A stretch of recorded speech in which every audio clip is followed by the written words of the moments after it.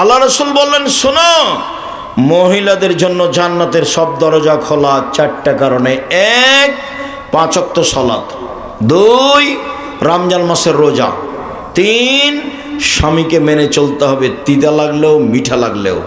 আব্দুর রাহিম, থামেন। আপনি যখন আমাদের ব্যাপারে কথা বলেন তখন আমাদেরকে একবারে ধুইয়ে দেন। হ্যাঁ, সেইটা হতে পারে। আপনি তো জানেন না আমার স্বামীর কথা। ওর মুখখানি এত খারাপ যে ওর মুখের দিকে আমি তাকাতে পারি না। এটা হতে পারে। আপনার মুখ খারাপ কেন? আপনার মুখ কেন খারাপ? আপনি পুরুষ মানুষ, মুখখানি এত খারাপ কেন? মুখে অত অশ্লীল কথা বলেন কেন?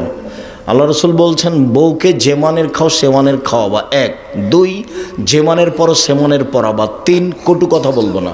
কটু কথা বলা নিষেধ। গালি দাও কেন? শ্বশুর বাড়ি যাওয়া বন্ধ করেছো কেন? বোকা ছেলে, শ্বশুর বাড়ি যাওয়া বন্ধ করেছো কেন? ঢং দেখাচ্ছ? তোমাকে শ্বশুর কি দিতে চেয়েছিল, দেয়নি, সে কথা তুমি রাগ করে বসে আছো। তোমার স্বভাব কেন অত খারাপ? তুমি লুঙ্গি কিনে দাও তোমার শ্বশুরকে, কাজ করে খাও।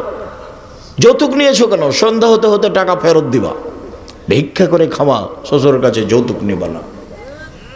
4, বউকে মারতে পাবা না।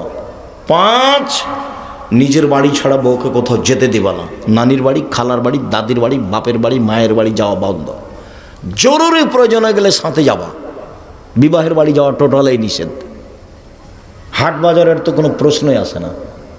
আমাদের বাসা থেকে কোনোদিন জীবনে হাট বাজারে যায় না। আমরা মরে গেছি। আমার 16 বছর ছাত্র জীবন, 35 বছর শিক্ষক জীবন চলছে, আমি কোনোদিন চায়ের স্টলে বসিনি। মরে গেছি নাকি?